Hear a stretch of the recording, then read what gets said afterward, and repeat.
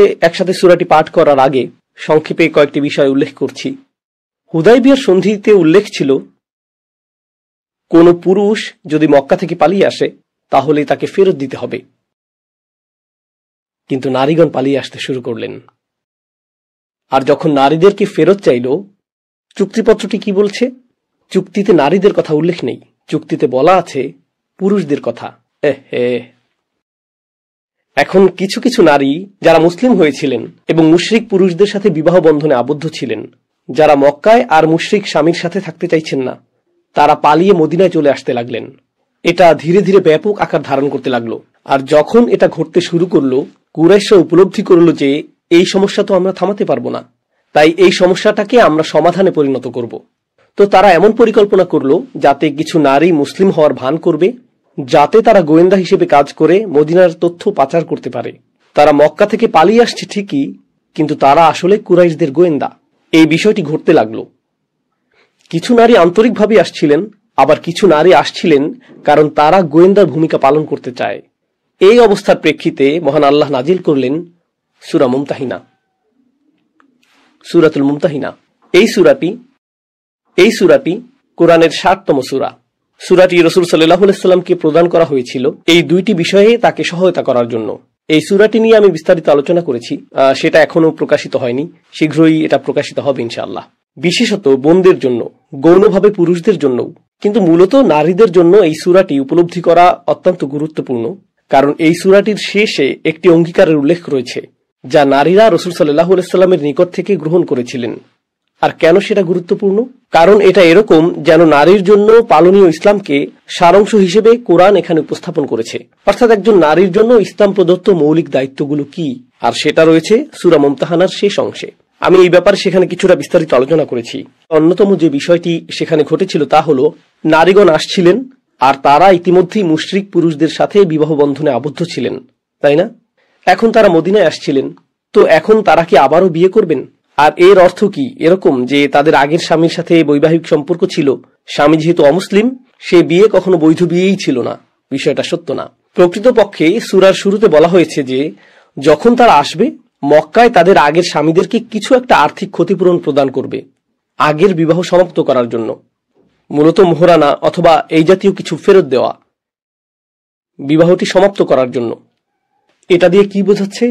কোরআন আসলে ইসলামের গণ্ডির বাইরে ঘটে যাওয়া বিয়েকেও স্বীকৃতি প্রদান করে। তো যদি একটি খ্রিস্টান দম্পতি বিবাহিত অবস্থায় থাকে, তাদের বিবাহ বৈধ। মুশরিকরা বিবাহিত হলেও তাদের বিয়ে বৈধ। কারণ এটা যদি বৈধ বিবাহ না হতো, তাহলে কি করার প্রয়োজন হতো না? সমাপ্ত করার। যেহেতু পুনরায় বিবাহ করার আগে আপনাকে এটা সমাপ্ত করতে হচ্ছে, এর দ্বারা আসলে বোঝাচ্ছে যে সেটা ছিল বৈধ বিবাহ। বিবাহের প্রথা আগে থেকেই চলে আসছিল, কোরআন এটাকে চালু করেনি, এটা ইতিমধ্যে বিদ্যমান ছিল। কোরআন এর উপর শর্ত আরোপ করেছে যা আমাদের জন্য প্রযোজ্য হবে, কিন্তু এর অর্থ এটা না যে অন্য ধর্মের বিবাহ আমাদের ধর্মে স্বীকৃত নয়। ঠিক আছে? এখন এই গোয়েন্দা নারীদের ব্যাপারে আল্লাহ নাজিল করেছেন যে ইয়া আইয়ুহাল্লাযীনা আমানু ইযা জাআকুমুল মুমিনাতু মুহাজিরাতিন ফামতাহিনুহুন্না, অর্থাৎ যখন ঈমানদার নারীরা হিজরত করে তোমাদের কাছে আসে, তখন তাদেরকে পরীক্ষা করো। আল্লাহু আ'লামু বিঈমানিহিন, আল্লাহ উত্তমরূপেই জানেন তারা আসলে ঈমানদার কিনা। কিন্তু তাদেরকে কোনো ধরনের পরীক্ষা সম্মুখীন করতে হবে। এটা হতে পারে সাক্ষাৎকার নেয়া, আপনি কেন এসেছেন, কোথা থেকে এসেছেন, আপনার নাম কি, আপনার পূর্ব ইতিহাস কি, আপনি কিভাবে ইসলাম সম্পর্কে জানলেন। মুসলিমরা এর সাথে খুবই পরিচিত।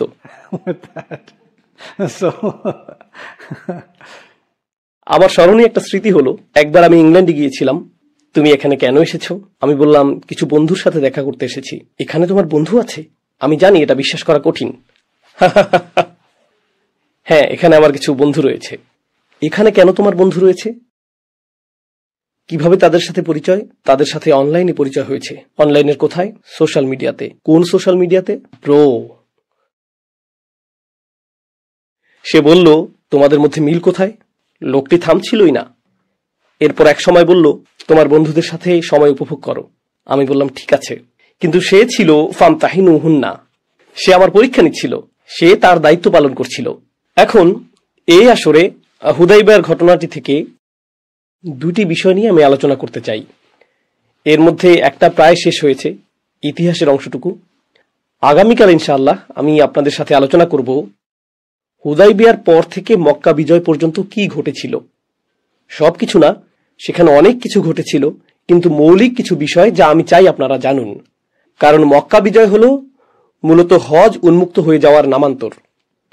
এই দুটি একে অপরের সাথে সম্পর্কযুক্ত। আর হজ উন্মুক্ত হয়ে যাওয়ার পূর্বে উমরাতুল কাজা নামে আরেকটা ঘটনা ঘটেছিল। পরবর্তী পর্বে এই বিষয়ে আলোচনা করব ইনশাআল্লাহ।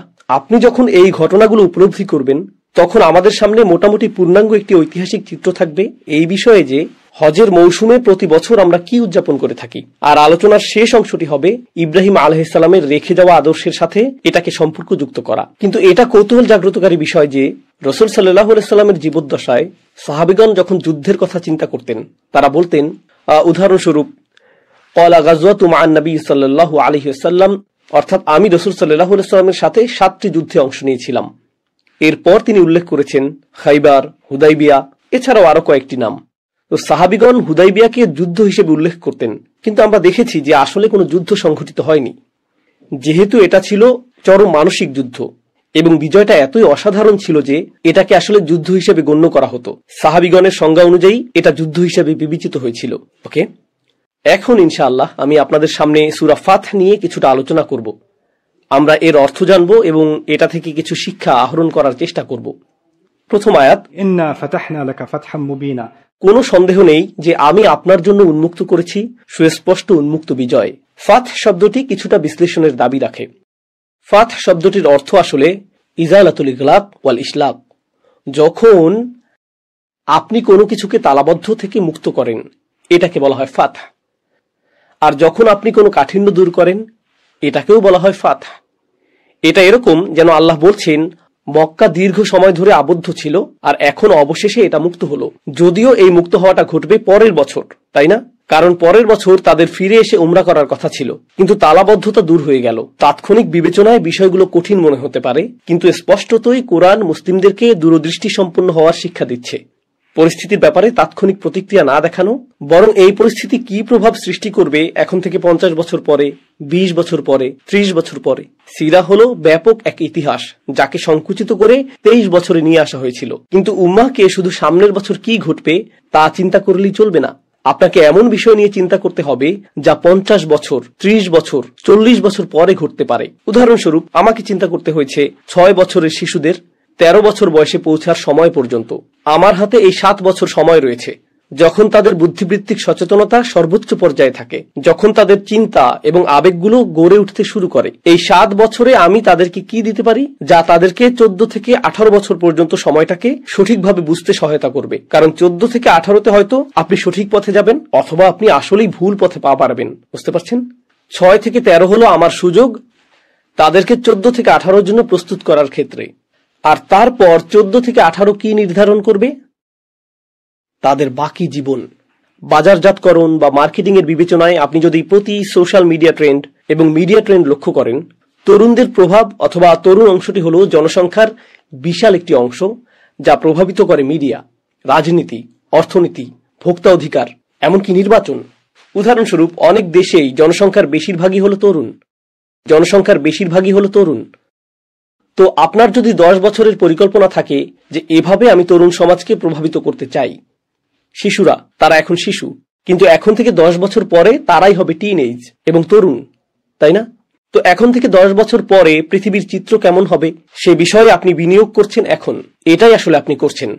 তো মুসলিমদেরকে সবকিছুর ব্যাপারে দীর্ঘমেয়াদী চিন্তা করার শিক্ষা দেওয়া হয়েছে। আমরা শুধু তাৎক্ষণিক পরিস্থিতিতে প্রতিক্রিয়া দেখাবো না। তাৎক্ষণিক পরিস্থিতির বিবেচনায় মনে হতে পারে যে নবীজি ছাড় দিয়েছিলেন, যা মুসলিমদের স্বার্থের বিরুদ্ধে বলে মনে হচ্ছিল, কিন্তু আসলে এটি ছিল বিশাল একটি বিজয়। আর এখন আমি আপনাদের সাথে দীর্ঘমেয়াদে এর রাজনৈতিক প্রভাব নিয়ে আলোচনা করব।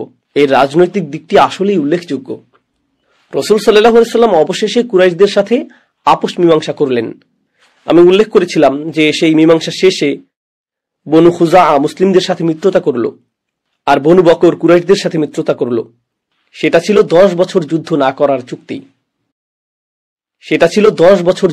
করার চুক্তি। এখন গোটা আরব অঞ্চল জানল যে কুরাইশরা মুসলিমদের সাথে একটি চুক্তি করেছে। মুসলিমগণ নিরস্ত্রভাবে একেবারে সিংহের গুহায় পৌঁছে গিয়েছে আর ফিরে এসেছে একটি চুক্তি নিয়ে। জানেন এটা কি প্রদর্শন করেছিল? মুসলিমদের বিজয়। কারণ আপনি এভাবে তাদের এলাকায় পৌঁছে গেলেন। এটা এরকম যে কেউ একজন প্রধানমন্ত্রীর বাসভবনে গেল, দরজায় কড়া নাড়ল, আর প্রধানমন্ত্রীর সাথে একটি চুক্তি করে আসলো। তোমরা কারা যে আমাদের সাথে চুক্তি করবে? তাদেরকে গণ্য করা হতো أراذلنا بادي الرأي এরা নগণ্য মানুষ যাদের মতামতের কোনো মূল্য নেই। মুসলিমদের মধ্যে ছিলেন বিলাল, এমন আরো মানুষ ছিলেন যাদেরকে তারা দাস হিসেবে গণ্য করত, যাদেরকে তারা বহিরাগত হিসেবে গণ্য করত। আর এখন তোমরা তাদের সাথে সমঝোতা করছো, এখন তোমরা তাদের সাথে আপোষ করছো, চুক্তি সম্পন্ন করছো। এটাই সম্মান। কুরাইশরা তাদেরকে সম্মান প্রদর্শন করেছে। খন্দকের যুদ্ধের 2 বছরও পার হয়নি যখন তারা তাদেরকে গণহত্যা করতে উদ্যত হয়েছিল। খন্দকের যুদ্ধটি আসলে একটি গণহত্যা হওয়ার কথা ছিল। তো 2 বছর আগে তোমরা তাদেরকে গণহত্যার শিকারে পরিণত করতে চেয়েছিলে এবং বলেছিলে যে আমরা সন্ত্রাসীদের সাথে আপোষ করি না। আর 2 বছরের মধ্যেই তোমরা তাদের সাথে চুক্তি করছো। গোটা আরব অঞ্চল এখন একটা বিষয় জেনে গেল। তারা জেনে গেল যে ক্ষমতার প্রকৃত উৎস এখন আর কুরাইশদের কাছে নেই। এটা কার কাছে? মুসলিমদের কাছে। সবচেয়ে বড় মনস্তাত্ত্বিক ও রাজনৈতিক বিজয় যা মুসলিমগণ অর্জন করেছিলেন, যা মুসলিমরা অর্জন করেছিলেন, সেটা যুদ্ধক্ষেত্রে নয়, সবচেয়ে বড় বিজয় ছিল এটা। এজন্যই আমাদের কিছু কিছু চিন্তাবিদ বলেছেন, لقد كان الحديبية أعظم الفتوح। তিনি বলেছেন হুদাইবিয়া ছিল সবচেয়ে বড় বিজয়। আল বাররা বলেছেন, أتعدون أنتم الفتح؟ ফাতহা মক্কা, তোমরা কি মক্কা বিজয়কে প্রকৃত বিজয় মনে করো? অকদ কানা ফাতহু মক্কা ফাতহান, হ্যাঁ, মক্কা যখন জয় হয়েছিল তা ছিল একটি বিজয়। ونحن نعد الفتح بيعة رضوان يوم الحديبية। আর আমরা সেই দিনটিকে বিজয় মনে করি যেদিন হুদাইবিয়াতে নবীজির কাছ থেকে শপথ গ্রহণ করেছিলাম। এই চুক্তিটি যা সকলের অসন্তুষ্টির কারণে পরিণত হয়েছিল, মূলত এটাই ছিল চূড়ান্ত বিজয়। কেন? এটাই ছিল প্রথম ডোমিনো যা অন্য সকল ডোমিনোর পতন ঘটিয়েছিল। এর কারণেই কুরাইশরা রাজনৈতিকভাবে দুর্বল হয়ে গিয়েছিল। এখন তাদের মৈত্রী সম্পর্ক তৈরির স্বাধীনতা ছিল, কিন্তু পরবর্তী 2 বছরে যা ঘটেছিল, গোত্রগুলো উপলব্ধি করতে শুরু করলো যে মুসলিমরা গুরুত্বপূর্ণ শক্তিতে পরিণত হয়েছে। আর তারা রাসূল সাল্লাল্লাহু আলাইহি সাল্লামের কাছে এসে বলতে শুরু করলো যে আমার সম্পূর্ণ গ্রামটি ইসলাম গ্রহণ করতে প্রস্তুত, আমি গোত্রের প্রধান, আর আমি ইসলাম গ্রহণ করলে অন্য সকলেও আমার অনুসরণ করবে। তো এখন আর দাওয়াতি কাজের প্রয়োজন হচ্ছে না। মানুষ এসে বলতে লাগলো আমরাও কি মুসলিম হতে পারি? বিষয়টা উল্টে গেল, যা কোরআনে উল্লেখ রয়েছে। ورأيت الناس يدخلون في دين الله أفواجا। আপনি দেখবেন যে মানুষ আল্লাহর দ্বীনে দলে দলে প্রবেশ করছে। তারা একা একা আসবে না, তারা দলে দলে আসবে। আর সেটা হুদাইবিয়ার পরে আসতে থাকলো। তো সেখানে আমরা পড়েছি, إذا جاء نصر الله والفتح। যখন আল্লাহর সাহায্য এবং বিজয় আসবে। সেই বিজয়টি শুধুমাত্র মক্কা বিজয়ই না, এমনকি হুদাইবিয়াও একটি বিজয়, কারণ ইতিমধ্যেই মানুষ দলে দলে আসতে শুরু করেছিল। তো মুসলিমদের সংখ্যা বৃদ্ধি পেতে শুরু করলো। প্রকৃতপক্ষে মক্কার প্রতিবেশী গোত্রগুলো একটি, যেটি ছিল খুজা, তাদের এলাকার বিশাল সংখ্যক মানুষও এখন মুসলিম হতে শুরু করলো, আর তারা মুসলিমদের মিত্র হয়ে গেল, তাই না? তো ফাত শব্দটির উল্লেখযোগ্য অর্থগুলোর একটি হলো কোনো কিছু উন্মুক্ত করা, يدرك بالبصر وإزالة الغم। এমন কিছু যা চোখে দেখা যায় তাকে ফাত বলা হয়। যেমন দরজা উন্মুক্ত করা, এটাকে বলা হয় ফাত। কিন্তু সকল দুঃখ দূর করার অর্থেও এটা ব্যবহৃত হয়। অর্থাৎ মুসলিমদের দুঃখের দিনগুলো সমাপ্ত হয়ে গিয়েছে, আশাহীনতার দিনগুলো সমাপ্ত হয়ে গিয়েছে। فقر يزال بإعطاء المال। ফাতহের আরেকটি অর্থ হলো আপনি যদি দেউলিয়া হন আর এরপর আপনার কাছে প্রচুর অর্থ চলে আসে। আমি এই বিষয়টি নিয়ে আগামীকাল আরো বিস্তারিত আলোচনা করব, কারণ মুসলিমগণ যখন এই চুক্তির পরে মদিনায় ফিরে গেলেন, নবীজি জানতেন যে একমাত্র যে হুমকিটি বাকি রয়েছে তা হলো খাইবারের শক্তিশালী ইহুদি গোত্রগুলো, যাদের অনেকগুলো দুর্গ ছিল। এরপরে তারাই ছিল একমাত্র হুমকি, আর তারা ছিল কুরাইশদের পুরাতন মিত্র। এখন তিনি নিশ্চিন্তে তাদের সাথে বোঝাপড়া করতে পারবেন, কারণ তা না হলে তাকে 2 দিকের শত্রু নিয়ে চিন্তা করতে হতো। মক্কাবাসীরা আক্রমণ করতে পারত, আবার খাইবারের ইহুদিরাও আক্রমণ করতে পারত। কিন্তু এখন মক্কাবাসীরা শান্তি চুক্তিতে আবদ্ধ রয়েছে। এখন তিনি খাইবারের উদ্দেশ্যে সর্বশক্তি নিয়োগ করতে পারবেন। তাই তিনি কুরাইশদের সাথে শান্তি চুক্তির এই সময়টাকে খাইবার অভিযানে ব্যবহার করেছিলেন।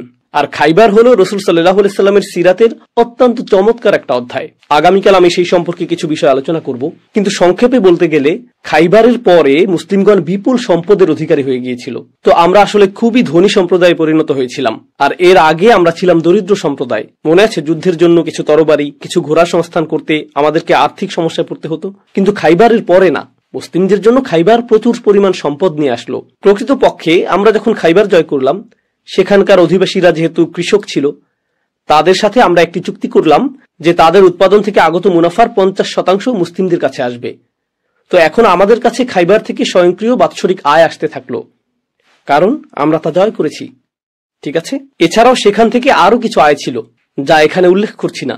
তো ফাথ অর্থ আসলে সম্পদের উন্মুক্তকরণও বোঝায়। এই শব্দটি যা সূরার প্রথমে ব্যবহৃত হয়েছে, সাহাবীগণ জানতেন না যে এই সম্পদ আসছে, কিন্তু আল্লাহ জানতেন। إنا فتحنا لك فتحا مبينا কৌতূহল উদ্দীপক ভাবে فاتحة شيء مبدأه الذي يفتح به ما بعده। ফাতিহা হলো এমন জিনিস যেটা আপনি উন্মুক্ত করেন, যা অন্য দরজাগুলোকে উন্মুক্ত করে দেয়, যেটাকে আমি ডমিনো ইফেক্ট হিসেবে উল্লেখ করেছি। প্রথম আয়াতে এই শব্দটি ব্যবহার করার মাধ্যমে আল্লাহ যেন জানিয়ে দিচ্ছেন তিনি একটি দৃশ্যপট সৃষ্টি করে দিলেন, যার মাধ্যমে একটি বিজয় সৃষ্টি করবে, আরেকটি বিজয়, এরপর আরেকটি। ঘটনার এই পরম্পরাটি শুরু হয়ে গেল। ليغفر لك الله ما تقدم من ذنبك وما تأخر।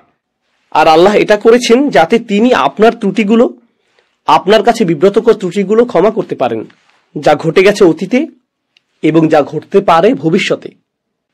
ঘটতে পারে ভবিষ্যতে। এখানে রাসূল সাল্লাল্লাহু আলাইহি সাল্লামকে উদ্দেশ্য করে বলা হচ্ছে তার ত্রুটি সম্পর্কে। তাই আমাদেরকে এই আয়াতটি সতর্কতার সাথে উপলব্ধি করতে হবে। জাম শব্দটি অনিবার্যভাবে পাপ বোঝায় না। জাম হলো আপনার এমন কোনো কাজ যার জন্য আপনি লজ্জিত বোধ করেন। শব্দটি এসেছে জানাবা শব্দ থেকে, যার অর্থ কোনো পশুর লেজ। লেজ হলো একটি প্রাণীর দেহের লজ্জাজনক অঙ্গ। তো কারো জাম হলো এমন বিষয় যার জন্য সে লজ্জিত, আর লজ্জা বিষয়টি আপেক্ষিক, তাই না? আমি আজ এখানে 5 মিনিট বিলম্বে এসেছি, আমি লজ্জিত হয়েছি। আমি আপনাদের বলিনি, যদিও আমি লজ্জিত ছিলাম। কেউ কেউ এখানে মাত্র 15 মিনিট বিলম্বে এসেছেন, কিন্তু তারা নিজেদের নিয়ে অত্যন্ত গর্বিত, কারণ সেটা তাদের জন্য নতুন রেকর্ড, তাই না? তো লজ্জা আপেক্ষিক। কিছু মানুষের জন্য 15 মিনিট বিলম্বে আসাটা একটা অর্জন। তারা সাধারণত অনুষ্ঠান শেষ হওয়ার পরে হাজির হন। এটা শেষ হয়ে গেল, কিন্তু কেউ কেউ 1 মিনিট বিলম্বে এসেও লজ্জিত বোধ করেন।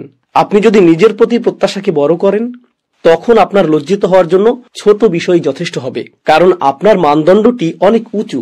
এখন চিন্তা করুন, নবীজির নিজের জন্য নির্ধারিত মানদণ্ডটি কেমন ছিল সাল্লাল্লাহু আলাইহি ওয়াসাল্লাম। তিনি যদি নিজের জন্য নির্ধারিত মানদণ্ড থেকে 1% বা 0.1% বিচ্যুত হন, তিনি এটা নিয়ে লজ্জিত বোধ করতেন। আমাদের জন্য সেটা আমাদের সর্বোত্তম কাজের চেয়েও বেশি। আমাদের সকলের প্রচেষ্টা এক করলেও সেরকম হবে না। তো রাসূল সাল্লাল্লাহু আলাইহি ওয়াসাল্লামের সেই সকল জুনুব কোনগুলো যা এর অন্তর্ভুক্ত করা যেতে পারে? কৌশলগত সিদ্ধান্তগুলো। রাসূল সাল্লাল্লাহু আলাইহি ওয়াসাল্লাম বদর যুদ্ধের বন্দীদের মুক্তি দেওয়ার কৌশলগত একটি সিদ্ধান্ত গ্রহণ করেছিলেন, যাতে তারা মক্কায় ফিরে যেতে পারে। তাদেরকে মৃত্যুদণ্ড দেওয়া হয়নি, তাদেরকে মক্কায় ফেরত পাঠানো হয়েছিল। তাদেরকে মুক্ত করার পর রাসূল সাল্লাল্লাহু আলাইহি ওয়াসাল্লামের উদ্দেশ্যে কোরআন নাজিল হয়। মা কানা লিনাবিয়্যিন আন ইয়াকুনা লাহু আসরা। অর্থাৎ যুদ্ধবন্দী রাখাটা একজন নবীর জন্য শোভনীয় নয়, যতক্ষণ পর্যন্ত শত্রু নির্মূল না হয়। তো তার উচিত ছিল তাদেরকে হত্যা করা, কিন্তু তাদেরকে মুক্তি দেওয়ার আগেই আল্লাহ তাকে এটা বলতে পারতেন। আল্লাহ অপেক্ষা করেছেন নবীজি তাদেরকে মুক্তি দেওয়া পর্যন্ত, আর তারপর আয়াতটি নাজিল করলেন। এর একটা কারণ এই হতে পারে যে আল্লাহ মানুষকে দেখাতে চেয়েছেন যে নবীজির নিজস্ব সিদ্ধান্ত গ্রহণের অধিকার রয়েছে, আর আল্লাহর সবসময়ই, এমনকি তার নবীকেও সংশোধন করারও অধিকার রয়েছে।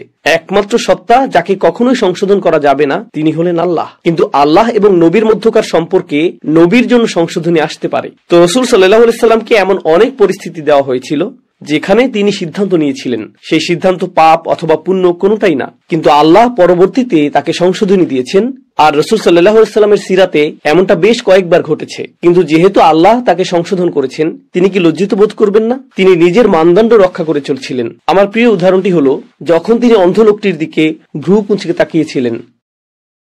আব্দুল্লাহ ইবনে উম্মে মাকতুম, আবাসা ওয়া তাওয়াল্লা, তিনি ভ্রু কুঁচকালেন, মুখ ফিরিয়ে নিলেন। অন্ধ ব্যক্তির প্রতি আপনি কিভাবে ভ্রু কুঁচকাবেন?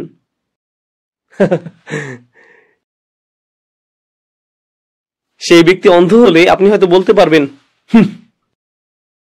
এখন না, তেমন কিছুই ঘটল না, শুধুমাত্র তার কপাল সামান্য কুঞ্চিত হলো। কিন্তু অন্ধ ব্যক্তি তা কিভাবে বুঝবে? আমি কিছুটা আভাস পাচ্ছি। আপনি আমাকে আবাসার ফিলিংস প্রদান করছেন।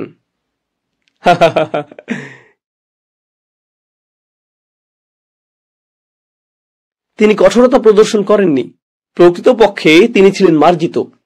কিন্তু আমাদের বাকি সকলের তুলনায় তাকে এতটাই উঁচু মর্যাদায় আসীন করা হয়েছিল যে এমনকি সেই ভ্রু কুঁচকানোটাও সমালোচিত হয়েছিল। তিনি এর জন্য লজ্জিত ছিলেন। তো রাসূল সাল্লাল্লাহু আলাইহি সাল্লাম যে সিদ্ধান্ত নিয়েছিলেন, যা তার কাছে মনে হয়েছে যে সেটা হয়তো বিজয়ের এই যাত্রাকে বিঘ্নিত করেছে, আল্লাহ বলছেন, এই ফাত বা বিজয় যা আপনাকে দান করেছি, এর ফলে পূর্বে ঘটে যাওয়া সকল কৌশলগত ত্রুটিকে উপেক্ষা করা হবে। যেই সিদ্ধান্তই আপনি গ্রহণ করেছেন, যেটি হয়তো আপনার অনুকূলে যায়নি, এতে কিছুই আসে যায় না। তো সামনে পথ চলার পথে কিছু বিষয় যদি কৌশলগতভাবে নিখুঁত নাও হয়, বিজয়ের নিশ্চয়তা প্রদান করা হলো। ويتم نعمته عليك। আর আল্লাহ আপনার উপর তার নিয়ামতকে পরিপূর্ণ করলেন। নবীজির উপর আল্লাহর নিয়ামতকে পরিপূর্ণ করা বাক্যটি খুবই গুরুত্বপূর্ণ। ইসলাম বিজয়ী হওয়ার পরও এই কথাটি পুনরায় এসেছে। এটি ইউসুফ আলাইহিস সালামের জন্য ব্যবহৃত হয়েছিল।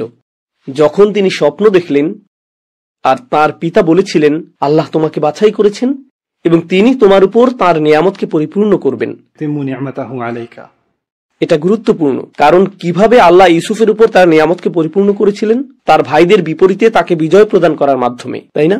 তো অনুরূপ বাক্যাংশ ব্যবহারের মাধ্যমে রাসূল সাল্লাল্লাহু আলাইহি সাল্লামকেও যেন বলা হচ্ছে যে আপনাকেও বিজয় প্রদান করা হবে আপনার ভাইদের উপর, কারণ এটা ইউসুফ আলাইহিস সালামের জন্য ব্যবহৃত শব্দগুলোর কথা স্মরণ করিয়ে দেয়। ويهديك صراطا مستقيما। আর তিনি আপনাকে একটি সরল পথের পথ নির্দেশনা প্রদান করবেন। প্রথম দৃষ্টিতে কথাটা অদ্ভুত মনে হয়, কারণ নবীজি তো ইতিমধ্যেই সরল পথের নির্দেশ প্রাপ্ত ছিলেন। এর অর্থ আপনার চূড়ান্ত লক্ষ্য মক্কা বিজয়ের সেই সরল পথ। এখন আপনি এবং মক্কা বিজয়ের মাঝে একটি সরল পথ রয়েছে, এবং আগে কয়েকটা গন্তব্য ছিল এবং মক্কার পথটি ছিল গৌণ, কিন্তু এখন একটি সরল পথ তৈরি করা হলো সরাসরি মক্কার দিকে। وينصرك الله نصرا عزيزا।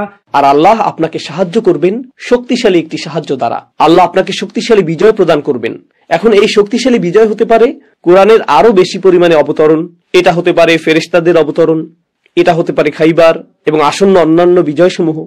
এটা এরকমও হতে পারে যে মক্কা বিজয় ইতিমধ্যেই আলোচিত হয়েছে, কিন্তু আরেকটি যুদ্ধ ঘটবে মক্কা বিজয়ের পরে, যা হলো রোম সাম্রাজ্যের বিরুদ্ধে। এটা এই ইঙ্গিত প্রদান করতে পারে যে আল্লাহ আপনাকে শক্তিশালী সাহায্য প্রদান করবেন, এমনকি মক্কা বিজয়ের পরেও। কারণ মানুষের সাধারণত বিজয়ের পর আর সাহায্যের প্রয়োজন হয় না। إذا جاء نصر الله والفتح। নাসর প্রথম, ফাথ দ্বিতীয়, তাই না? কিন্তু এখানে দেখা যাচ্ছে ফাথ প্রথম এবং নাসর দ্বিতীয়। কেন? কারণ ফাথ অর্থ যদি মক্কা বিজয় হয়, তাহলে মক্কা বিজয়ের পর রোমানদের সাথে সংঘাত শুরু হবে, আর তখন আপনার সাহায্যের প্রয়োজন হবে। তখনও আল্লাহ আপনাকে শক্তিশালী সাহায্য প্রদান করবেন, যেটা বিশেষভাবে প্রয়োজন হবে। প্রসঙ্গক্রমে কুরাইশদের বিপরীতে আপনার আর শক্তিশালী সাহায্যের প্রয়োজন হবে না, তারা তো ইতিমধ্যেই শক্তিহীন হয়ে পড়েছে। আপনার শক্তিশালী সাহায্যের প্রয়োজন রোমানদের বিরুদ্ধে। তারা ছিল পৃথিবীর ইতিহাসে সবচেয়ে কর্তৃত্বশালী রাজ্যগুলির মধ্যে অন্যতম, তাই না? আর তাদের বিরুদ্ধে আমাদের সংঘাত শুরু হবে। هو الذي أنزل السكينة في قلوب المؤمنين ليزدادوا إيمانا مع إيمانهم। তিনি অর্থাৎ আল্লাহ হলেন সেই সত্তা যিনি আপনাকে এই উন্মুক্ত বিজয় প্রদান করেছেন। সেই একই সত্তা মুমিনদের হৃদয়ে প্রেরণ করেছেন স্থিরতা ও প্রশান্তি। কোরআনের শব্দচয়ন এতটাই কৌশলগত এবং চমৎকার যে সাকিনা শব্দটি ব্যবহার করা হয়েছিল সেই সিন্দুকের জন্য যা বনি ইসরায়েলকে প্রদান করা হয়েছিল। বনি ইসরায়েলের একটি জিনিস ছিল যাকে বাইবেলে ট্যাবারনাকল নামে উল্লেখ করা হয়েছে। আমি নিশ্চিত যে আপনারা এই শব্দটি শুনেছেন, কারণ আপনারা টেক্সাসে বসবাস করছেন। আপনি হয়তো প্যারিস এবং ট্যাবারনাকলের চিহ্ন সম্পর্কে পরিচিত। ট্যাবারনাকল হলো মূলত ভ্রাম্যমান কাবা। বনি ইসরায়েলেরও এরকম একটি ভ্রাম্যমান কাবা ছিল। তারা যেখানেই যেত কাবা ঘরকে সাথে নিয়ে যেত। সেই কাবাটি কি ছিল? সেটি ছিল একটি বাক্স, আর সেই বাক্সের ভেতরে মুসা আলাহিসাল্লামকে প্রদত্ত ফলকগুলো ছিল। মুসা আলাহিসাল্লামের লাঠিগুলো সেখানে ছিল। কেউ কেউ বলে এর মধ্যে হারুন আলাহিসাল্লামের কিছু জিনিসও সেখানে ছিল। بقيا مما ترك آل هارون وآل موسى تحمله الملائكة। কোরআনে এর উল্লেখ করা হয়েছে এভাবে, মুসা এবং হারুনের পরিবারের রেখে যাওয়া অবশিষ্ট কিছু সামগ্রী ফেরেশতারা এটা বহন করেছিল। তো এটাই ছিল ট্যাবারনাকল। তারা এটা সাথে নিয়ে ভ্রমণ করত। যখন তারা বিজিত হলো, তাদের উপর বিজয়ীরা, সম্ভবত তারা ছিল আসিরীয় অথবা ব্যাবিলনীয়রা, তারা বিজয় চিহ্ন হিসেবে বাক্সটি তাদের সাথে করে নিয়ে গিয়েছিল। এটা তোমাদের পবিত্র বাক্স, এখন আমার সন্তানেরা এটা দিয়ে খেলা করবে। তারা সেটা নিয়ে গেল। এখন কল্পনা করুন যে কেউ এসে কাবা ঘর আক্রমণ করলো এবং বিজয় চিহ্ন হিসেবে হাজরে আসওয়াদ নিয়ে গেল এবং তা তার কাছে রেখে দিল। বনি ইসরায়েলের সাথে এমনটাই ঘটেছিল। আর আল্লাহ বনি ইসরায়েলকে একটি নিদর্শন প্রদান করলেন। যখন তিনি সেই বাক্সের কথা উল্লেখ করেছেন, তিনি বলেছেন ফিহি সাকিনাতুম মির রাব্বিকুম, অর্থাৎ এর মধ্যে ছিল সাকিনা। একই শব্দ এখানেও এসেছে, কারণ এটা ছিল তাদের জন্য কিবলার সমতুল্য। আর যখন আপনি কিবলার দিকে তাকান তখন কেমন অনুভব করেন? আপনি হৃদয়ে প্রশান্তি অনুভব করেন। মুসলিমগণ যখন কাবাকে দেখেন তখন কেমন অনুভব করেন? তারা সাকিনাহ অনুভব করেন। আল্লাহ এটা ইমানদারদের হৃদয়ে প্রদান করেন। তো একই শব্দ সাকিনাহ এখানেও ব্যবহৃত হয়েছে। সমস্যা হলো তারা গোটা পথটি ভ্রমণ করেছিলেন কিন্তু কাবাঘরটি দেখতে পাননি। আর আল্লাহ বলছেন, যদিও তোমরা কাবাঘরটি দেখতে পাওনি, কাবাঘর দেখতে পেলে তোমরা যে সাকিনাহ পেতে, আমি এখন তোমাদের হৃদয়ে সেই সাকিনাহ দিয়ে দিচ্ছি। গুরুত্বপূর্ণ আরেকটি বিষয় হলো ইনজাল শব্দটির সাথে আলা অথবা ইলা ব্যবহৃত হয়। So أنزل على قلوب المؤمنين. কিন্তু এখানে তিনি বলছেন هو الذي أنزل السكينة في قلوب المؤمنين. এর একটি উদাহরণ দেওয়ার জন্য কল্পনা করুন, আপনার হৃদয়ের ভিতরে একটি আগুন জ্বলছে। আপনার হৃদয়ের অনেক গভীরে একটি আগুন জ্বলছে, আর আমি হৃদয়ের উপর পানি ঢাললাম। যদিও আমি আপনার হৃদয়ের উপর পানি ঢাললাম, আগুনটি কি এখনো জ্বলছে? হ্যাঁ, কারণ আগুনটি হৃদয়ের উপরিভাগে না, হৃদয়ের গভীরে। আগুনটি নেভানোর একমাত্র উপায় হলো পানিকে হৃদয়ের ভিতরে প্রবেশ করতে হবে। তো আল্লাহ বলেননি যে তিনি ইমানদারদের হৃদয়ের উপর প্রশান্তি নাজিল করলেন, তিনি ইমানদারদের হৃদয়ের উপর প্রশান্তি ঢেলে দিলেন। তিনি বলেছেন তিনি ইমানদারদের হৃদয়ের অভ্যন্তরে প্রশান্তি প্রবেশ করালেন। এটা প্রকাশ করছে যে হুদাইবিয়াতে তারা যে যন্ত্রণার শিকার হয়েছিলেন সেটা ছিল অত্যন্ত গভীর যন্ত্রণা, আর আল্লাহ সেই সত্তা যিনি তা প্রতিস্থাপন করলেন প্রশান্তির দ্বারা। প্রসঙ্গক্রমে সেই প্রশান্তি আসলে কি? এই আয়াতগুলোর আগমন। এই আয়াতগুলোই ছিল প্রশান্তির উৎস। এই বিবেচনায় কোরআন হলো আমাদের জন্য আল্লাহ প্রদত্ত আধ্যাত্মিক থেরাপি। এই থেরাপি হলো মূলত আল্লাহর এই বাণীগুলো নিয়ে গভীর চিন্তা ভাবনা করা। আল্লাহর বাণীর মতো অন্য কোনো কিছুই হৃদয়ে প্রশান্তি এনে দিতে পারে না। হুয়াল্লাযী আনজালা সাকিনাতা ফি কুলুবিল মুমিনিন লিয়াজদাদু ঈমানাম মা'a ঈমান, যেন তাদের ঈমানের সাথে আরো ঈমান বৃদ্ধি পায়। সাহাবীগণ ইতিমধ্যেই মজবুত ঈমানের অধিকারী ছিলেন, কিন্তু অবস্থার কাঠিন্যের কারণে সেই মুহূর্তে তাদের অতিরিক্ত ঈমানের প্রয়োজন হয়েছিল। আল্লাহ বলেছেন, আমি তোমাদের জন্য অতিরিক্ত ঈমান নাজিল করলাম। ওয়ালিল্লাহি জুনুদুস সামাওয়াতি ওয়াল আরদ ওয়া কানা আল্লাহু আলীমান হাকীমা। আকাশমণ্ডলী ও পৃথিবীর সেনাবাহিনী সমূহ কেবলমাত্র আল্লাহরই, আর আল্লাহ সর্বজ্ঞ এবং প্রজ্ঞাময়। এটা এরকম যেন আল্লাহ বলছেন, তোমরা জানো যে যদিও তোমরা ছিলে সংখ্যায় কম আর যুদ্ধের জন্য তোমরা অস্ত্রসজ্জিত ছিলে না, এতে সমস্যার কিছু নেই। যদি যুদ্ধ শুরু হতো, আকাশ এবং পৃথিবীতে আল্লাহর সকল সেনাবাহিনী তোমাদের পক্ষে থাকতো, তো আমি তোমাদেরকে প্রশান্তি প্রদান করলাম। আর যদিও যুদ্ধ সংঘটিত হয়নি, যদি এটা ঘটতো, আল্লাহ তার ঘরকে রক্ষা করতেন এবং তিনি তার সেনাবাহিনী প্রেরণ করতেন। লিইউদখিলাল মুমিনিনা ওয়াল মুমিনাতি জান্নাতিন তাজরি মিন তাহতিহাল আনহার খালিদিনা ফিহা, যাতে তিনি ঈমানদার পুরুষ এবং নারীদেরকে সেই জান্নাতে প্রবেশ করাতে পারেন যার তলদেশে নদীসমূহ প্রবাহমান। এই আয়াতটি আপনারা হাজারবার শুনেছেন, তাই না? জান্নাতে প্রবেশের এই আয়াতটি। তোমরা আল্লাহর ঘরে প্রবেশ করতে পারোনি, কিন্তু চিন্তা করো না, আমি এই সব কিছু করেছি যাতে তোমরা অনেক উত্তম স্থানে প্রবেশ করতে পারো। জান্নাতিন তাজরি মিন তাহতিহাল আনহার। প্রসঙ্গক্রমে, মানুষ কেন কাবা ঘরে যেতে চায়? আপনি যদি এখনো হজে গিয়ে না থাকেন, আপনার জন্য হজে যাওয়ার সর্ববৃহৎ অনুপ্রেরণা কোনটি? এক শব্দে সেটা কি হবে? শুধুমাত্র আল্লাহর সন্তুষ্টিই না, আমার আরো কিছু প্রয়োজন। ক্ষমা, যার অর্থ জান্নাত। আমরা হজে যেতে চাই কারণ আমরা ক্ষমা পেতে চাই, কারণ আমরা পূর্বের গুনাহ মুছে ফেলতে চাই, কারণ আমরা আল্লাহর সামনে প্রশান্ত চিত্তে উপস্থিত হতে চাই। ঠিক যেভাবে আমরা বিচার দিবসে আল্লাহর সামনে প্রশান্ত চিত্তে উপস্থিত হতে চাই, আল্লাহর সম্মুখে এসে তাওয়াফ করতে চাই। আর প্রতিবার তাওয়াফ করার সময় আমরা বলি, রব্বানা আতিনা ফিদ দুনিয়া হাসানা ওয়া ফিল আখিরাতি হাসানা। আমরা আমাদের দুনিয়া এবং আখিরাতকে সংশোধন করতে চাই। আমাদের চূড়ান্ত লক্ষ্য হলো আখিরাত। তো তোমরা হজ করতে পারোনি, আল্লাহ বলছেন, চিন্তা করো না, আমি তোমাদেরকে এই অবস্থার মধ্যে রেখেছি। যে কারণে তোমরা হজ করতে চেয়েছিলে তা হলো যাতে তোমরা ক্ষমা পেতে পারো। আমি ক্ষমা করে দিলাম, আমি তোমাদেরকে জান্নাতে প্রবেশ করাবো। তোমাদের প্রকৃত লক্ষ্যকে ভুলে যেও না। প্রকৃত লক্ষ্য কেবলমাত্র কাবার চারপাশে তাওয়াফ করা ছিল না, তোমাদের প্রকৃত লক্ষ্য ছিল আমার কাছ থেকে জান্নাত লাভ করা। তো আমি তোমাদেরকে তা দান করলাম। এটা এতটাই চমৎকার। রাসূল সাল্লাল্লাহু আলাইহি ওয়াসাল্লাম এই অভিযানের জন্য পুরুষদেরকে প্রস্তুত হতে বলেছিলেন, নারীগণ আসেননি। কিন্তু আয়াতটি বলছে যাতে তিনি ঈমানদার পুরুষ এবং ঈমানদার নারীদেরকে জান্নাতে প্রবেশ করাতে পারেন। তো যেই নারীগণ গৃহে অবস্থান করছিলেন, যাদেরকে আসতে নিষেধ করা হয়েছিল, তারাও এখন পুরুষদের সমান প্রতিদান লাভ করছেন যারা ভ্রমণ করে এত দূর এসেছেন। কারণ তারা যেমন রাসূল সাল্লাল্লাহু আলাইহি ওয়াসাল্লামের আনুগত্য করেছিলেন অভিযানে অংশগ্রহণের মাধ্যমে, নারীগণও রাসূল সাল্লাল্লাহু আলাইহি ওয়াসাল্লামের আনুগত্য করেছিলেন গৃহে অবস্থানের মাধ্যমে, আর তাদের উভয়ই আনুগত্যের পুরস্কার লাভ করলেন। আর সেজন্যই বলা হয়েছে ليدخل المؤمنين والمؤمنات جنات تجري من تحتها الأنهار. কোরআনের চমৎকার বৈশিষ্ট্যগুলোর একটি হলো, সাধারণত আপনি কোরআনে দেখবেন যে ইমানদার পুরুষদের উল্লেখ রয়েছে, কিন্তু যখন ইমানদার পুরুষ এবং ইমানদার নারীদের উল্লেখ দেখবেন, যখন পুরুষ এবং নারীদের কথা একসাথে এভাবে উল্লেখ হতে দেখবেন, সাধারণত আপনি তা এমন স্থানে দেখবেন যেখানে এটা আশা করেননি। তো যেখানে আপনি এটা আশা করেন সেখানে তা পান না, আবার যেখানে আপনি এটা আশা করেননি সেখানে তা পান। ويكفر عنهم سيئاتهم, যাতে আল্লাহ তাদের পাপ সমূহ সমাহিত করতে পারেন। রাসূল সাল্লাল্লাহু আলাইহি ওয়াসাল্লামের জন্য জাম শব্দটি ব্যবহৃত হয়েছিল, বাকি সকলের জন্য সাইয়্যাত ব্যবহৃত হয়েছিল, কুৎসিত কর্মসমূহ। আল্লাহ তাদের থেকে তাদের পাপগুলোকে সমাহিত করে দিবেন। وكان ذلك عند الله فوزا عظيما, আর আল্লাহর কাছে সেটা বিশাল এক বিজয়। আল্লাহর বিবেচনায় সেটা একটা বিশাল বিজয়। আমার পাপগুলো আমার কাছ থেকে সমাহিত হয়ে যাওয়া হলো বিশাল একটা বিজয়।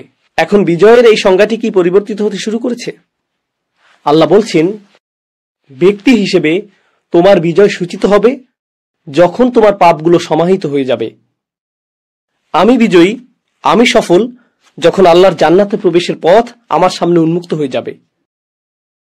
মক্কা বিজয় হওয়া, ভূমির উপর আধিপত্য তৈরি হওয়া, অধিক অঞ্চল মুসলিমদের অধিকারে আসা, মুসলিমদের অধিক নিয়ন্ত্রণ প্রতিষ্ঠিত হওয়া, হয়তো আমরা এগুলো পাবো, হয়তো পাবো না, তাই না?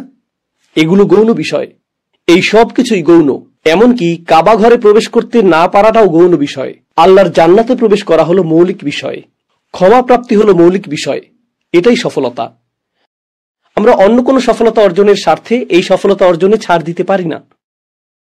প্রকৃতপক্ষে আল্লাহ এখনো অন্য কোনো সফলতার উল্লেখই করেননি। তিনি তা করবেন, কিন্তু সেগুলো আসবে অনেক পরে, যেন এগুলো অগ্রাধিকারযোগ্য বিষয়ই না। এরকমটা কেন হলো? আখিরাতের সফলতা নির্ভর করে আপনার উপর, কিন্তু পার্থিব বিজয়ের সফলতা আপনার উপর নির্ভর করে না। আপনার কাছে সবচেয়ে বড় সেনাবাহিনী থাকা সত্ত্বেও পরাজিত হতে পারেন। কেন? কারণ আল্লাহ আপনাকে বিজয় দান করেননি। সেই বিজয় কেবলমাত্র আসতে পারে আল্লাহর পক্ষ থেকে। কিন্তু আপনার ইস্তেগফার করা, আপনার নিজের পাপ থেকে ক্ষমা পাওয়ার চেষ্টা করা, আপনার জান্নাতে প্রবেশের চেষ্টা করা, এই প্রচেষ্টা আপনার নিজের পক্ষ থেকে আসতে হবে। তো যে বিষয়গুলো সরাসরি আল্লাহর তত্ত্বাবধানে, সেটা ঘটবে উপজাত হিসেবে, সেটা পাশাপাশি ঘটতে থাকবে। উদাহরণস্বরূপ, কেউ হয়তো স্বাস্থ্যগত কোনো সমস্যার কারণে স্বাস্থ্যকর খাদ্যাভ্যাস গড়ে তুলতে চাইছে, ফলে সে ভালো বোধ করতে শুরু করলো, অথবা ভালো ঘুম হতে শুরু করলো এবং জীবনের অন্যান্য দিকে উন্নতি পরিলক্ষিত হতে থাকলো। কিন্তু সেগুলো এমনকি তার উদ্দেশ্যও ছিল না।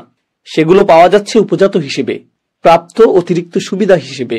অনেকটা এরকম ভাবেই পার্থিব বিজয়কে চিত্রিত করা হয়েছে, আল্লাহ এবং তার রাসূল সাল্লাল্লাহু আলাইহি ওয়াসাল্লামের অনুগত হওয়ার পার্শ্ব সুবিধা হিসেবে। ويعذب المنافقين والمنافقات والمشركين والمشركات, আর এই বিজয়ের মাধ্যমে আল্লাহ মুনাফিক পুরুষ ও নারীদের এবং মুশরিক পুরুষ ও নারীদেরকে শাস্তি দিতে চেয়েছেন। তিনি মুনাফিকদের কথা প্রথমে উল্লেখ করেছেন, কারণ মুনাফিকরা সেই মদিনায় থেকে বেশি আনন্দিত হচ্ছে এই ভেবে যে মুসলিমরা সম্ভবত এতক্ষণে মৃত্যু মুখে পতিত হয়েছে। কুরাইশরা হয়তো তাদেরকে এতক্ষণে হত্যা করে ফেলেছে। আর যখন তারা মুসলিমদেরকে ফিরে আসতে দেখলো, সেটা তাদের জন্য কেমন ছিল? শাস্তি তুল্য।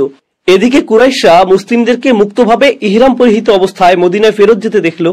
1 বছর আগেই তারা তাদের সকল সৈন্যবাহিনী নিয়ে এই মুসলিমদেরকে হত্যা করতে গিয়েছিল, আর এখন তারা শান্তি চুক্তি করে নিরাপদে ফিরে যাচ্ছে। এটা তাদের মনে জ্বালা ধরিয়ে দিয়েছিল। মুশরিক পুরুষ এবং নারীরা মনকষ্টে পুড়ছিল, কিন্তু এর চেয়ে বেশি পুড়ছিল মুনাফিকরা। তাই তাদের জ্বালা পোড়ার কথা প্রথমে উল্লেখ করা হয়েছে। ليعذب المنافقين والمنافقات والمشركين والمشركات الظانين بالله ظن السوء, যারা আল্লাহ সম্পর্কে সবচেয়ে নিকৃষ্ট ধারণা করে, কিন্তু তারা তো মূলত ঈমানদারদের সম্পর্কে খারাপ ধারণা করেছিল। আল্লাহ সেটা এভাবে বলছেন না যে তারা খারাপ ধারণা করে ঈমানদারদের ব্যাপারে, বরং তিনি বলছেন যে তারা খারাপ ধারণা করে আল্লাহ সম্পর্কে। আল্লাহ এভাবে ঈমানদারদের সাথে নিজেকে সম্পৃক্ত করেছেন। এটা আল্লাহর পক্ষ থেকে উইলায়া। আলাইহিম দাইরাতুস সাউ, অনিষ্ট তাদেরকেই পরিবেষ্টন করবে, অনিষ্ট তাদেরকেই পরিবেষ্টন করবে। وغضب الله عليهم, আর আল্লাহ তাদের প্রতি ক্রুদ্ধ, ولعنهم, তাদেরকে অভিশাপ প্রদান করেন, وأعد لهم جهنم, আর তিনি তাদের জন্য জাহান্নাম প্রস্তুত করে রেখেছেন। এখানে বেশ কয়েকটি জিনিস রয়েছে। غضب الله عليهم, তারপর তিনি বলছেন লাআনাহুম, তিনি তাদেরকে অভিশাপ দিয়েছেন। ومن يلعنهم الله فلن تجد له نصيرا, আল্লাহর লাআনাহুম বলার অর্থ তারা কোনো সাহায্যকারী পাবে না। আর আল্লাহ যার প্রতি অসন্তুষ্ট সে দুর্বল হয়ে যায়। وباءوا بغضب من الله আল্লাহর রাগ মানুষকে দুর্বল করে দেয়। আল্লাহর অভিশাপের শিকার ব্যক্তি কোনো সাহায্যকারী পায় না। প্রসঙ্গক্রমে এই সকল বিষয়ই কুরাইশদের সাথে ঘটবে। তো এখানে সাংকেতিক ভাষায় উল্লেখ করা হয়েছে তাদের সাথে কি ঘটতে যাচ্ছে। وأعد لهم جهنم وساءت مصيرا আর তিনি তাদের জন্য জাহান্নাম প্রস্তুত করে রেখেছেন, তা কতই না নিকৃষ্ট আবাসস্থল। তো মুশরিক পুরুষ এবং নারী যারা শিরকের উপর অটল থাকবে তাদের জন্য জাহান্নাম প্রস্তুত রয়েছে। وساءت مصيرا আল্লাহ বলেছেন, ولله جنود السماوات والأرض আকাশ এবং পৃথিবীর সেনাবাহিনী সমূহ আল্লাহর মালিকানাধীন। وكان الله عزيزا حكيما আর আল্লাহ হলেন চূড়ান্ত কর্তৃত্বশালী এবং আল্লাহ সকল বিজ্ঞতার অধিকারী। এর মধ্যেও একটা ইঙ্গিত রয়েছে, অর্থাৎ আল্লাহর বাহিনী অত্যন্ত ব্যাপক। এমনকি এখনো তোমরা আল্লাহর বাহিনীতে যোগ দিতে পারো। আল্লাহ কর্তৃত্ব এবং বিজ্ঞতার অধিকারী। তোমরা এখন আল্লাহর শক্তিমত্তা দেখতে পাচ্ছ। এখন হয়তো উপযুক্ত সময় যে তোমরা পক্ষ পরিবর্তন করবে। মুশরিকরা অভিশপ্ত হবে এবং দগ্ধ হবে। তিনি এখন তার রাসূল সাল্লাল্লাহু আলাইহি সাল্লামকে উদ্দেশ্য করে বলছেন, He says إنا أرسلناك شاهدا ومبشرا ونذيرا আমি আপনাকে প্রেরণ করেছি সাক্ষ্য হিসেবে, সুসংবাদদাতা হিসেবে এবং সতর্ককারী হিসেবে। এটি আসলেই চমৎকার একটি আয়াত। আমি এই আয়াতটি সম্পর্কে শুধু সংক্ষেপে দুটি কথা বলবো।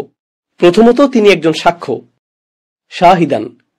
রাসূল সাল্লাল্লাহু আলাইহি সাল্লামকে প্রেরণ করা হয়েছে শুধুমাত্র এই সাক্ষ্য প্রদান করার জন্যই না যে আল্লাহ ছাড়া আর কোনো উপাস্য নেই, বরং আল্লাহ তাকে প্রেরণ করেছেন প্রাথমিক যুগে কুরাইশদের অধ্যুত এবং মুসলিমদের শক্তিহীনতার সাক্ষ্য হওয়ার জন্য।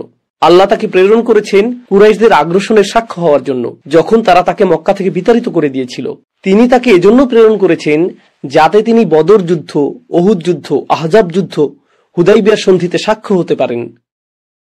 আর এই সাক্ষ্য এখন সেই কাফেরদের বিরুদ্ধে প্রমাণে পরিণত হয়েছে যারা এখনো ঈমান আনতে অস্বীকৃতি জানায়। বিষয়টা কতটা বিস্ময়কর যে যেই মানুষটির উদ্দেশ্যে তোমরা আবর্জনা নিক্ষেপ করেছো সেই একই মানুষের সাথে এখন শান্তি চুক্তি করছো। কিভাবে এটা ঘটছে? ومبشرا ونذيرا শব্দগুলো আসলেই চমৎকার। এখানে প্রত্যাশিত শব্দ ছিল বাশিরন ওয়া নাযীরা। বাশির অর্থ সুসংবাদ প্রদানকারী, নাযীর অর্থ সতর্ককারী। কিন্তু মুবাশশির অর্থ যিনি সক্রিয়ভাবে সুসংবাদ প্রদান করেন, আর নাযীর হলো ইসমে সিফাহ, যার অর্থ এমন ব্যক্তি যিনি সতর্কতা প্রদান করতে পারেন। তো যিনি আসলেই সুসংবাদ প্রদান করেন এবং যিনি সতর্কতা প্রদান করতে পারেন, এর অর্থ কি? এর অর্থ আসলে রাসূল সাল্লাল্লাহু আলাইহি সাল্লাম বেশিরভাগ সময়ই সুসংবাদ প্রদান করতেন, আর যখন প্রয়োজন তখন তিনি সতর্কতা প্রদান করতেন। তো ইসলামের সক্রিয় দাওয়া মূলত হলো সুসংবাদ প্রদান করা, আর শুধুমাত্র যখন প্রয়োজন হবে তখন আপনাকে সতর্কও করতে হবে। আমরা ইসলামের দাওয়া এবং শিক্ষাকে কি বানিয়ে ফেলেছি? আমরা সক্রিয়ভাবে কি করে থাকি? সতর্কতা। কখনো কখনো সুসংবাদ প্রদান করেন। বেশিরভাগ সময়ই সতর্কতা, সতর্কতা, সতর্কতা। তিনি ছিলেন মুবাশশির, এরপর নাযীর। তিনি ছিলেন সুসংবাদ প্রদানকারী। এরপর যখন প্রয়োজন হতো তখন তিনি সতর্কতা প্রদান করতেন। শিশুদের শিক্ষাদানের ক্ষেত্রে আমি প্রায়ই কথা বলে থাকি, কিন্তু এমনকি সাধারণভাবে বলতে গেলেও আপনি যদি মানুষকে এটা স্মরণ করিয়ে দিতে থাকেন যে কিভাবে আল্লাহ ধ্বংস করেছেন অমুক অমুক জাতিকে, অমুক অমুক স্থানকে, বেশিরভাগ মানুষের মনে কি মনোভাব তৈরি হবে? আমরা কখন ধ্বংস হব? সম্ভবত আমরা ইতিমধ্যেই তরবারির নিচে রয়েছি, পরবর্তী শাস্তির জন্য অপেক্ষমান। যখন আমরা শিশুদের সাথে এমনটা করি, আমি যদিও মজা করে এই বিষয়ে কথা বলি, কিন্তু বিষয়টা দুঃখজনক। নূহ আলাইহিস সালাম, আল্লাহ তার জাতিকে বন্যা দিয়ে ধ্বংস করেছিলেন। সালেহ আলাইহিস সালাম, কে বলতে পারবে যে কিভাবে আল্লাহ শুআইব আলাইহিস সালামের জাতির লোকদের ধ্বংস করেছিলেন? কে বলতে পারবে ফেরাউন কিভাবে মারা গিয়েছিল? বন্যার কারণে সে ডুবে মারা গিয়েছিল। শিশুরা আসলে কি জানে? শিশুরা জানে নবীর নাম আর আল্লাহ কাকে হত্যা করেছেন, নবীর নাম আর আল্লাহ কাকে হত্যা করেছেন। আর তাদের মনে একটা ধারণাই সৃষ্টি হয় যে আল্লাহ হলেন ধ্বংসকারী, আল্লাহ কাফেরদের ধ্বংস করেন, আল্লাহ কাফেরদের ধ্বংস করেন, আল্লাহ কাফেরদের ধ্বংস করেন। যেই ধারণাটি আপনি তৈরি করেছেন এটা বাস্তবতা থেকে এতটাই দূরে। আল্লাহ কোরআনে এই ঘটনাগুলো দিয়েছেন কুরাইশদেরকে সতর্ক করার জন্য, যারা সেই জাতিগুলোর মতো আচরণ করেছিল। তো এই সতর্কতা শ্রবণ করা এরকম জাতির জন্যই উপযুক্ত। হ্যাঁ, আমাদের শিশুদেরকে নবীদের ঘটনা শিক্ষা দিতে হবে, কিন্তু এর জন্য একটা উপযুক্ত সময় রয়েছে। এজন্যই কোনো ব্যক্তি যখন প্রথম দিকে ইসলামের দিকে আকৃষ্ট হতো, রাসূল সাল্লাল্লাহু আলাইহি সাল্লাম সাহাবীদেরকে বলতেন বাশশিরু ওয়ালা তুনাফিরু, সুসংবাদ প্রদান করো, তো আমাদেরকে ইতিবাচক একটি বাণী প্রচার করতে হবে। এই ক্ষেত্রে একটি দৃষ্টি আকর্ষণীয় আমি উল্লেখ করতে চাই, আর তা হলো, যেহেতু আপনি ইতিবাচক বাণী প্রচার করছেন, এর অর্থ এটা না যে আপনি সত্য গোপন করে রং চং মেখে প্রচার করবেন। আল্লাহ যদি কোনো কিছুকে হারাম করেন, আপনি তখন বলতে পারবেন না যে আমি ইতিবাচক হওয়ার চেষ্টা করছি। আপনি ইতিবাচক ভাবে মানুষকে জাহান্নামে পাঠাচ্ছেন, সেটা করবেন না। ولله جنود السماوات والأرض وكان الله عزيزا حكيما إنا أرسلناك شاهدا ومبشرا ونذيرا لتؤمنوا بالله ورسوله। আয়াতের প্রথম অংশে আল্লাহ শুধুমাত্র নবীজিকে উদ্দেশ্য করে বলেছিলেন। আয়াতের দ্বিতীয় অংশে তিনি আমাদের উদ্দেশ্যে বলছেন। এটা আসলেই গুরুত্বপূর্ণ একটি পর্যবেক্ষণ। লক্ষ্য করুন, হে নবী, আমি আপনাকে প্রেরণ করেছি সাক্ষ্য হিসেবে, সক্রিয়ভাবে সুসংবাদ দানকারী হিসেবে এবং সতর্ককারী হিসেবে, যাতে তোমরা বাকি সকলে ঈমান আনতে পারো। তো প্রথম সম্বোধন ছিল নবীজির উদ্দেশ্যে, আর দ্বিতীয় সম্বোধন হলো বাকি সকলের উদ্দেশ্যে। এর অর্থ কি? আল্লাহ রসুল সাল্লাল্লাহু আলাইহি সাল্লামের উদ্দেশ্যে কথা বলছেন, একই সাথে তিনি আমাদের উদ্দেশ্যেও কথা বলছেন। আর এটা আসলে ঈমানদারদের জন্য একটি বিরাট সম্মানের বিষয় যে সরাসরি তাদেরকে উদ্দেশ্য করে আল্লাহ কথা বলছেন, একই সময়ে, একই স্থানে, একই আয়াতে, যেখানে আল্লাহ তার নবীকে উদ্দেশ্য করে কথা বলছেন সাল্লাল্লাহু আলাইহি ওয়াসাল্লাম। তো তিনি তাকে সেই সম্মান প্রদান করেছেন যাতে তোমরা আল্লাহ এবং তার রসুলের উপর ঈমান আনার সম্মান অর্জন করতে পারো। ওয়া তুআযযিরুহু, যাতে তোমরা তার শক্তি বৃদ্ধি করো। ওয়া তুওয়াক্কিরুহু, আর তোমরা যাতে তোমাদের নবীর মহিমান্বিত উপস্থিতিকে উপলব্ধি করতে পারো। ওয়া তুসাব্বিহুহু বুকরাতান ওয়া আসীলা, যাতে তোমরা রাত দিন আল্লাহর পরিপূর্ণতা ঘোষণা করতে পারো। প্রসঙ্গক্রমে আল্লাহর পরিপূর্ণতা ঘোষণা করার অর্থ আমাদের নিজেদের অপরিপূর্ণতাকে স্বীকার করে নেয়া। ইন্নাল্লাযীনা ইউবাইয়ুনাকা ইন্নামা ইউবাইয়ুনাল্লাহ। আল্লাহর পরিপূর্ণতার বিষয়ে বলার পর বলা হচ্ছে, যারা আপনার কাছে অঙ্গীকার করেছে, বিরতিতে যাবার আগে এটাই আমার শেষ আয়াত, যারা আপনার কাছে অঙ্গীকার করেছে তারা মূলত আল্লাহর কাছে অঙ্গীকার করেছে। কোন অঙ্গীকারের কথা এখানে বলা হচ্ছে? কোন শপথের কথা এখানে বলা হচ্ছে? মনে আছে? বাইআতুর রিদওয়ান, গাছের নিচের সেই অঙ্গীকার। যখন গুজব ছড়িয়ে পড়ল যে উসমানকে হত্যা করা হয়েছে, নবীজি সাহাবীদেরকে ডেকে হাত বাড়িয়ে দিতে বললেন, তাই না? আল্লাহ এখানে সেই অঙ্গীকারের কথা উল্লেখ করেছেন। আল্লাহ বলেছেন, যারা আপনার কাছে অঙ্গীকার করেছে তারা স্বয়ং আল্লাহর কাছে অঙ্গীকার করেছে। ইয়াদুল্লাহি ফাওকা আইদিহিম, তাদের হাতের উপর রয়েছে আল্লাহর হাত। ফামান নাকাসা ফাইন্নামা ইয়ানকুসু আলা নাফসিহি, যে এই অঙ্গীকার ভঙ্গ করবে এর কুফল তার নিজের উপরেই পড়বে। ওয়ামান আওফা বিমা আহাদা আলাইহুল্লাহ, and whoever, আর আল্লাহর সাথে কৃত অঙ্গীকার যারা পূরণ করে, ফাসায়ুতিহি আজরান আযীমা, অচিরেই তিনি তাদেরকে বিপুল প্রতিদানে ধন্য করবেন। সেই অঙ্গীকারটি কি? তারা রসুলের অনুসরণ করবে সকল বিষয়ে। এখন তারা তো তখনই মৃত্যুকে আলিঙ্গন করতে সম্মত ছিলেন, প্রস্তুত ছিলেন, ব্যাকুল ছিলেন, কিন্তু এরপর যখন রাগকে নিয়ন্ত্রণ করার প্রশ্ন আসলো, তা ছিল কঠিনতর। কখনো কখনো রাগ নিয়ন্ত্রণ করার তুলনায় নিজেকে নিঃশেষ করে দেওয়া সহজতর হয়। রাগ নিয়ন্ত্রণ কঠিনতর জিহাদ। কুরাইশদের সাথে লড়াই করার জিহাদটি ছিল সহজতর, আর তাদের সাথে লড়াই থেকে বিরত থাকার জিহাদটি ছিল কঠিনতর। নিজের মেজাজ নিয়ন্ত্রণের জিহাদটি ছিল কঠিনতর। সুবহানাল্লাহ। আর আল্লাহ বলছেন, যারা একেবারে শেষ পর্যন্ত এই অঙ্গীকারটি রক্ষা করতে পারবে তারা সুবিশাল প্রতিদান লাভ করবে। আমরা এখানেই থামছি, পরের পর্বে আমরা সূরাটির অধ্যয়ন অব্যাহত রাখবো। বারাকাল্লাহু লি ওয়া লাকুম। আসসালামু আলাইকুম ওয়া রাহমাতুল্লাহ।